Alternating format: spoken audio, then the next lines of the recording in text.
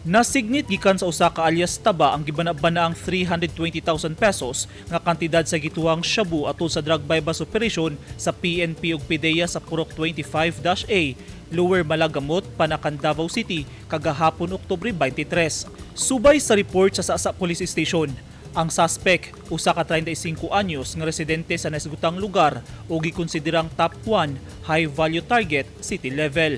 Apil sa nadakpan atol sa bypass ang live-in partner sa suspect nga si alias Ana, 33 anyos ug usa ka alias Charlie nga residente sa Sitio Mabuhay, Carmen, Davao del Norte. Nakuha sa mga dinakpan ang pipila ka mga pakete sa gituang shabu nga gibanabana ang mutimbang og 20 grams ug marked money nga gigamit sa operasyon.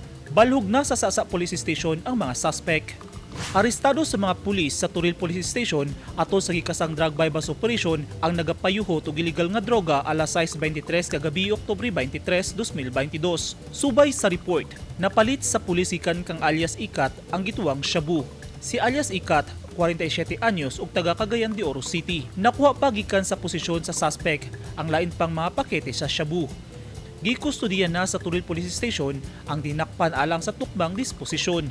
Pagkalas 8:30 sa gabi, sikop sab sa mga personahe sa Turil Police Station ug Task Force Davao sa Sirawan Checkpoint, Barangay Sirawan, Turil District, Davao City ang usa ka driver human makuhaan og mga drug paraphernalia. Gilang suspect nga usa ka alias Steven, 44 anyos nga taga General Santos City.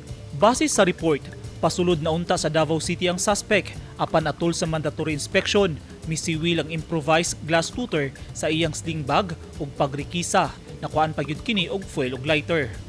Tingkagul na sa Turil Police Station si alias Steven. Samtang sa Davao del Norte, sikop sab sa gilusad nga drug bypass operation ang top 3 target list sa illegal nga droga.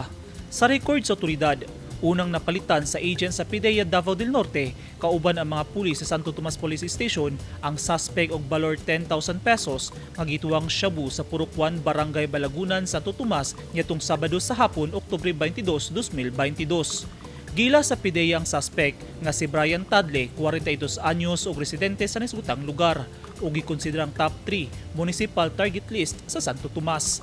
Laing 11 pa ka mga sachets nga dunay sulod nga shabu ang nakumpiska sa mga otoridad gikan sa suspect nga motimbang og 4 grams nga dunay street value nga 60,000 pesos, ingon man mga drug paraphernalia o bypass money. Preso na sa Santo Tomas Municipal Police Station ang suspect. Kasong paglapas sa Republic Act 9165 kung Comprehensive Dangerous Drugs Act of 2002 ang atubangon sa mga dinakpan.